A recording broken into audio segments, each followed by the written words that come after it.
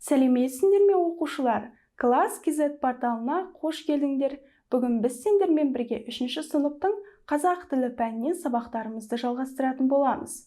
Бүгінгі біздің сабағымыздың тақырыбы жақсы мен жаманды зерттеймін және дыбысы. Сонымен оқушылар, бүгінгі сабағымызды бастайық. Бүгінгі сабағымыздың мақсаты дыбысының жазылуына байланысты ережелерді білу. Ең алдымен оқушылар, бүгінгі сабағымызға қатысты ережелерді біліп алайық. Дыбысы дауысты дыбыс, ол басқа тілден енген сөздерде және сөздің басында жазылады. Мысалы, эфир, эскалатор, экипаж.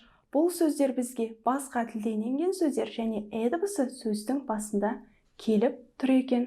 Сонымен оқушылар, бұл ережені естеріңе мықтап сақтап алыңдар. Олай болса, осы ережеге байланысты берілген тапсырманы орындауға көшейік. Бірінші тапсырма. Мәтінді мәнерлеп оқы, мәтіннен дыбысы бар сөздерді тауып жаз. Ең алдымен оқушылар, мәтінді мәнерлеп оқып шығайық. Экспо бүкіл әлемдік көрме.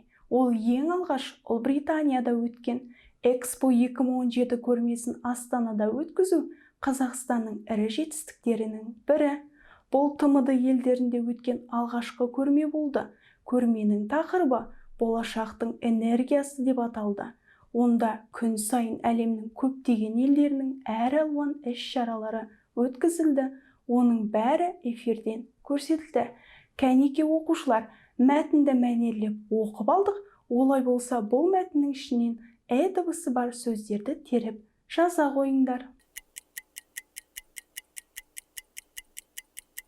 Бірінші тапсырманы орындап болсақ, онда тексерейік. Мәтін ішінен дыбысы бар сөздер экспо, энергия, эфир сөздерінде дыбысы бар екен. Жарайсыңдар оқушылар, бұл тапсырманы дұрыс орындадыңдар деген ойдамын. Олай болса, екінші тапсырмаға назар салайық. Екінші тапсырма. Көп нүктенің орнына әріптерінің тиістісін қойып, сөйлемдерді көшіріп жазыңдар.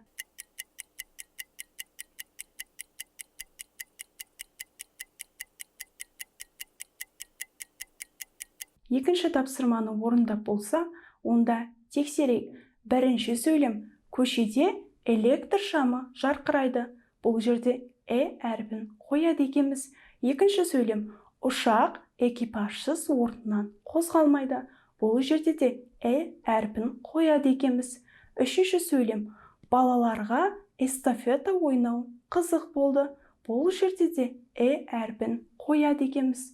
Сонымен оқушылар, бұл тапсырманы дұрыс орындадыңдар деген ойдамын. Олай болса, үшінші тапсырмаға назар салайық. Үшінші тапсырма. Құрамында әрпі бар сөздер берілген. Оларды көшіріп жазып, дыбыстық талдау жасаңдар. Мұндағы құрамындағы әрпі бар сөздерге эфир, эрмитаж сөздері берілген екен. Кәнеке оқушылар, бұл сөздерге дыбыстық талдау жасайық.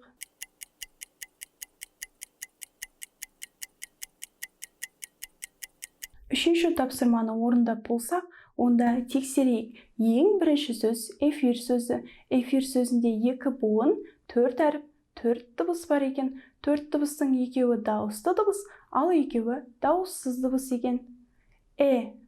Дауысты жіңішке, Ф дауыссыз қатаң, И дауысты жіңішке, Р дауыссыз үнді екен. Екінші берілген сөз эрмитаж сөзі екен. Эрмитаж сөзінде 3 буын, 7 әріп, 7 дыбыс бар екен. 7 дыбыстың 3-еуі дауысты дыбыс, ал 4-еуі дауыссыз дыбыс екен.